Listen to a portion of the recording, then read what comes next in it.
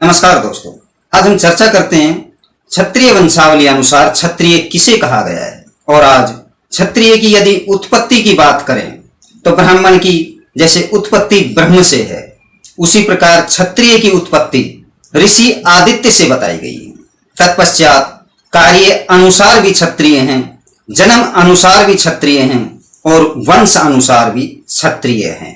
प्रथम कल्प में जो भेद हुआ है कि 5 तत्वों से मनुष्य निर्मित है और 5 तत्वों से ही ऋषियों का प्रारंभ हुआ है। प्रथम 5 ऋषि कल्प कथाओं में ब्रह्म, आदित्य, अंगिरा, अग्नि और वायु ये कहे गए हैं। इनसे ही 5 तत्व के अधिपति बने हैं और इन 5 वंशों में ही क्षत्रिय भी हैं। ब्रह्म वंश में भी क्षत्रिय हैं जो कि ब्राह्मण के बेटे कहलाते हैं। आदित्य जो वंश है उसमें तो प्रमुख क्षत्रिय हैं ही। अंगिरा में जो क्षत्रिय हैं वो देववंशी क्षत्रिय कहलाते हैं क्योंकि अंगिरा देवगुरु हैं।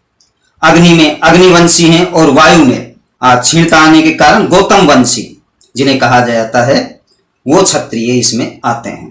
क्षत्रिय जो क्षत विक्षत होकर भी लड़ना जानता है उसे क्षत्रिय कहा जाता है, जो अपनी मातृभूमि, अपने वंश, अपने चिन्हों पर कायम रहे। माँ भवानी के जो आयुध हैं उनके अस्त्र शस्त्रों से जिसकी पहचान है वह क्षत्रिय है। क्षत्रिय को अपने वंश, जिसकी वो कीर्ति उज्जवल करने के लिए पैदा हुआ है, उसकी जानकारी होनी ही होनी चाहिए कि वो अपने किस वंश का है और उसका क्या कारण है। क्षत्रिय जो धर्म की रक्षा करने के लिए पैदा किया गया है, उसे अपने उज्जवल जो उसका भारतीय स्वर्णिम इतिहास है वह क्षत्रिय की विजय गाथाओं के बगैर अधूरा है।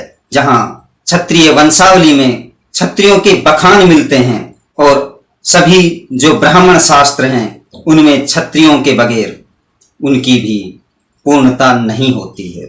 वहीं क्षत्रिय वंशावली के टीकाकार लेखक हैं ठाकुर उदय नारायण सिंह जो कि निकुंभ वंश के हैं। वो क्षत्रिय वंशावली में क्षत्रियों के लिए लिखते हैं कि जिसको न निज जाति तथा निज देश का अभिमान है, वह नर नहीं नर पशु निरा है और मृतक समान है। वहीं क्षत्रियों के विषय में उन्होंने लिखा है कि हो गया सो हो गया, अब सोच करना व्यर्थ है, गत काल को लौटाने में कौन सूर समर्थ है।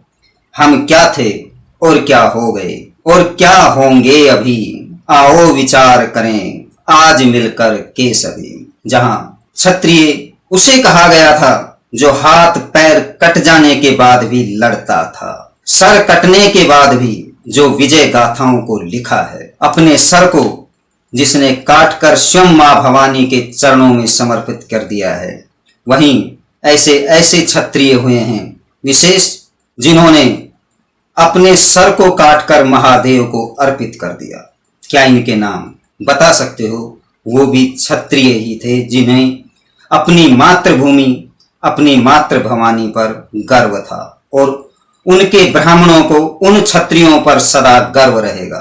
यदि आपने अभी तक हमारे चैनल को सब्सक्राइब नहीं किया है तो सब्सक्राइब करें, लाइक करें, कमेंट करें और जुड़े रहें हमारे साथ। इसी प्रकार की जानकारियों के साथ सफर यूं ही चलता रहेगा। नमस्कार दोस्तों।